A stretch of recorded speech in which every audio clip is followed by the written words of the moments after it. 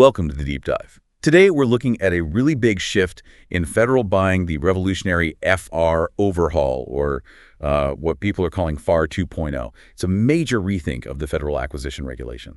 And for this deep dive, we're really narrowing our focus. We want to understand what these FR changes mean for the Defense Acquisition University, DAU, and importantly for everyone in the DoD acquisition workforce. Exactly. We've got various sources, but a key one is this FR 2.0 and DAU relevance document. Our mission today, to help the DoD acquisition community get ready.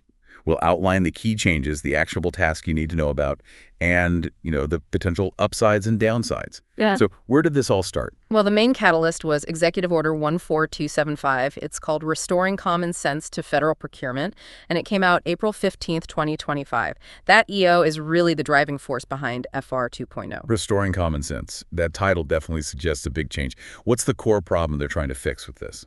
The big goals are boosting competition, making things more efficient, and ultimately cutting costs in federal procurement. The EO argues that the FR has basically built up decades of regulatory buildup. Think nearly 3,000 directives. Wow, almost 3,000. That's dense. It is, and the feeling is that this buildup slows things down and might not always deliver the best value. So what's the guiding principle then? How should the FR look according to this EO? The core policy is pretty clear. The FR should really only contain rules that are required by law or those absolutely needed for things like simplicity, usability, effectiveness, or, of course, national security. It's a strong signal towards slimming down the FR quite a bit. Right, a leaner FAR. Makes sense. What are the sort of strategic goals they're hoping to hit with this simplification? It boils down to faster acquisitions, greater competition, and better results. The idea is that by stripping away what they call excessive acquisition regulations and, cutting red tape, the whole system can be more agile and give taxpayers better value. Okay, less red tape usually sounds good. But practically speaking, how are they planning to make the FAR leaner and more focused? There are a few key parts to the plan. First, they want to rewrite the FAR using plain English. Make it easier to understand. Second, there's a directive to remove specific policy-driven content if it's not directly linked to a statute. Policy-driven content. Yeah, the source material we looked at gives examples like DEI and wokeness as types of policy areas targeted for removal, just reporting what the source says there. Understood. So the focus seems to be shifting more towards the fundamental mechanics of acquisition itself. That's exactly it. The main goal is to shift federal buyers away from what they call a regulatory-based, compliance-driven mindset towards something more practical, efficient, and timely. Speed and efficiency are big themes. Is it just about cutting words, or is the actual structure of the FAR changing too? Oh, yes, it's a major structural change.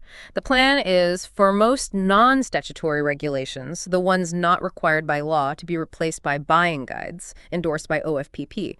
They're calling these Strategic Acquisition Guidance, or SAGs. These will live outside the formal FAR.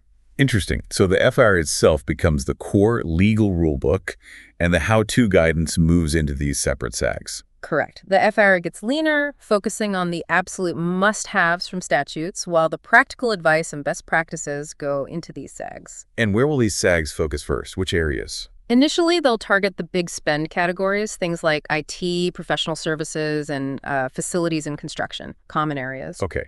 Now, if these SAGs aren't regulations, what does that mean legally for contracting officer authority, for instance? That's a really important point. Since they aren't formal regulations, SAGs might not have the same legal force as the FAR itself.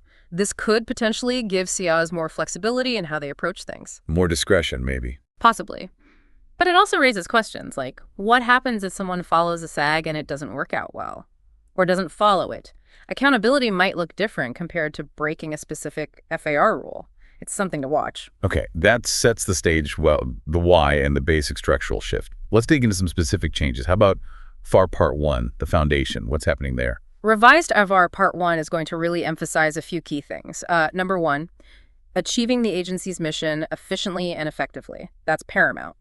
It also stresses good use of taxpayer money, valuing time, encouraging innovation, focusing on merit, keeping customers happy, and balancing all these goals. Sounds like a shift towards outcomes and, value. What else is changing in Part 1's principles? There's a big push to maximize the use of commercial products and services, buy off the shelf when you can, and awarding contracts based on superior past performance. The overall aims are about empowering the acquisition teams, reducing that sort of systemic risk aversion. Trying not to eliminate risk entirely. Exactly, encouraging smarter, faster ways of doing things and making the process for getting deviations clearer when needed. It's about active risk management, not total risk elimination. Accepting some managed risk to get things done better or faster. That's a significant philosophical shift. Are there structural cuts within Part 1 too? Yes, a couple of notable ones are proposed for deletion. FR Subpart 1.2 that covers the FR Council roles, and Subpart 1.5, which is about public participation in making the rules. Both are potentially on the chopping block. Removing the part about public participation, what might that imply? Well, it could suggest a move towards more centralized control over FR changes. It might streamline the process, perhaps, but could also limit how much outside input, from industry or the public, gets formally considered in the future. And the language itself in Part 1? They're also talking about removing background and context language, not just in Part 1, but potentially elsewhere. The idea is conciseness. But could that make it harder for people new to acquisition to understand the why behind the rules? Yeah. That's a definite concern. That context often helps people grasp the reasoning. Without it, the learning curve for newcomers might get, steeper. Makes sense. Okay, let's pivot to another key area. Major system acquisition, FR Part 34. What changes are expected there? For Part 34, the main focus seems to be on streamlining, specifically testing for components under Title III of the Defense Production Act, and also how Earned Value Management System EVMS requirements are applied. EVMS. Often seen as pretty complex, right? What's the change there? The goal appears to be cutting back on a lot of the very detailed EVMS policy and procedures currently in the FAR. Replace it with more high-level direction. The idea isn't to get rid of EVMS. It's still seen as valuable for tracking big programs, but to seriously reduce the administrative load associated with it. So keep using EVMS, but maybe with less prescriptive detail and paperwork. That seems to be the direction, yes. Trying to simplify things, especially for those large, complex defense programs. Got it. Now, one of the most discussed pieces of FR 2.0 is this sunset provision. Can you break that down for us? Sure. This is quite significant. The RFO introduces a mandatory 4-year sunset clause for all non-statutory FR provisions. Meaning any rule in the FR that isn't explicitly required by a law will automatically expire after 4 years unless the FR Council actively reviews it and decides to renew it. And this applies to existing rules and any new non-statutory ones going forward. 4 years seems kind of short for a regulation's lifespan. What's the thinking behind that? The stated goal is continuous review and streamlining. To make sure the FR stays current and doesn't get bogged down again with rules that are maybe outdated or no longer necessary, it forces a regular cleanup. But couldn't that also create a lot of instability? Rules people rely on might just disappear if they're not renewed in time. That's definitely the flip side and a major concern. It does introduce potential regulatory instability. Agencies, contractors, the whole workforce will need to constantly track which provisions are nearing their sunset date and whether they're likely to be renewed. It demands a much more dynamic awareness of the FR's status. So it forces agility, but adds an element of uncertainty. Okay. We've hit parts 1 and 34. What about other FR parts, those cross-cutting clauses we see everywhere? The impact is expected to be pretty broad.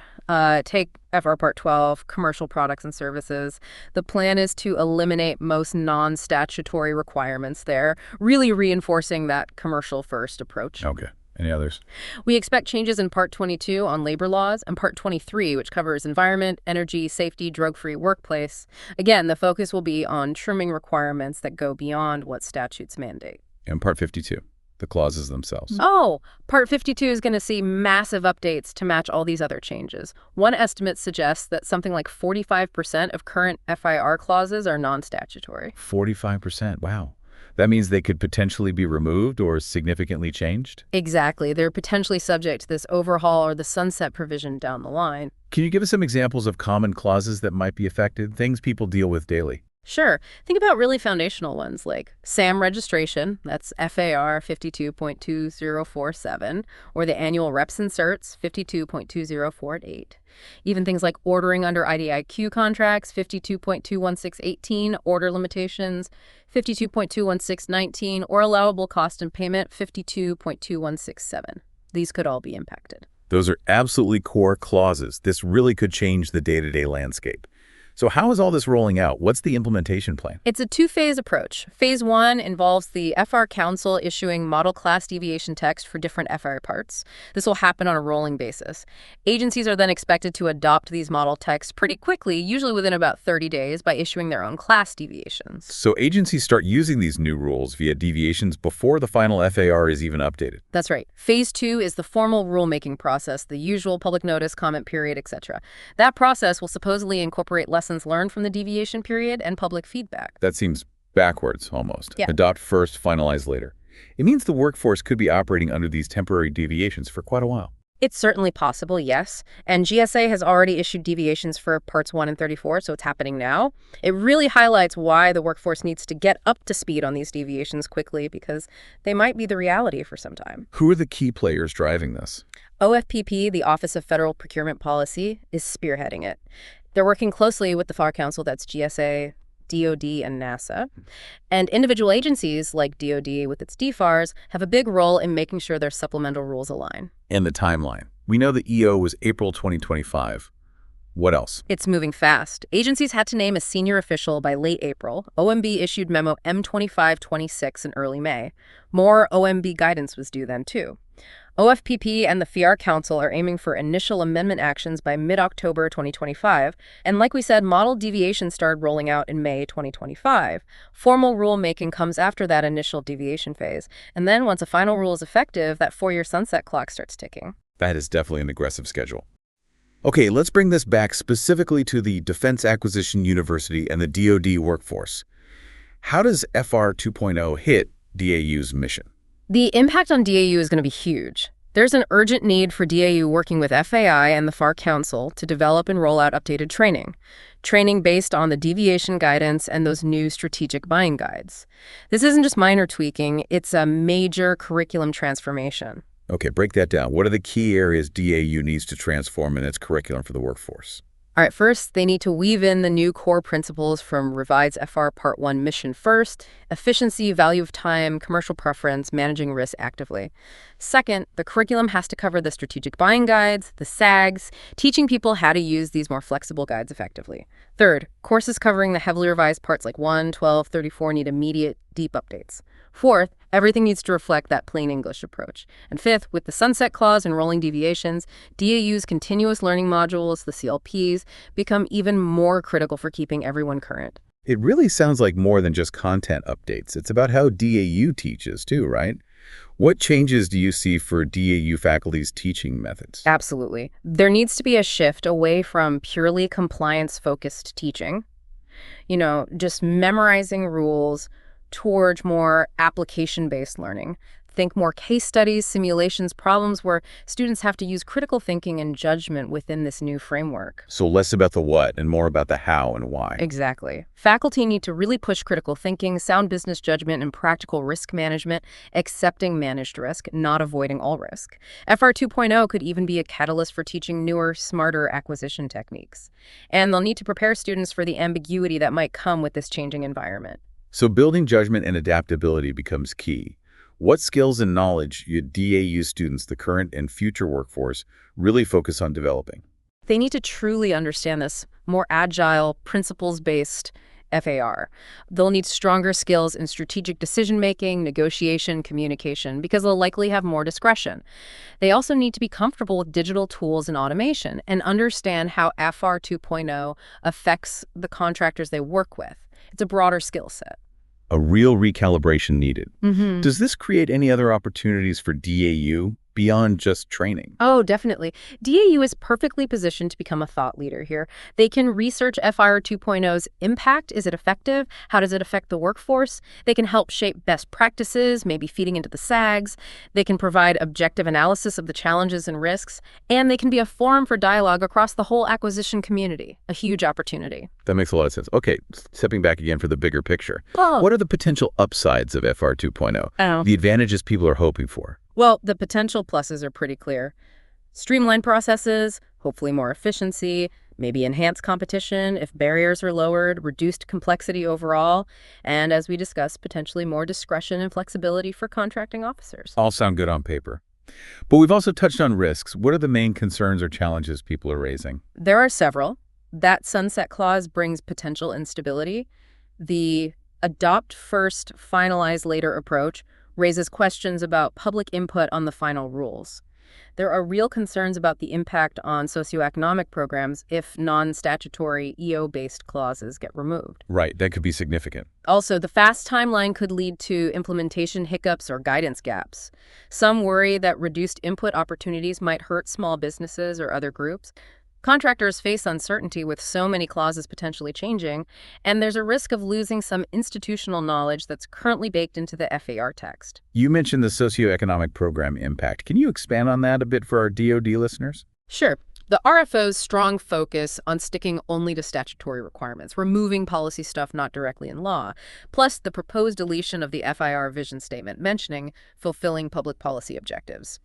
It all suggests a potential shift. How so? Well, take something like the non-statutory rules on paid sick leave for contractor employees, FIR 22.2105. That's an example provided in the source material of a provision that could be removed or changed because it's based more on policy than a specific statute.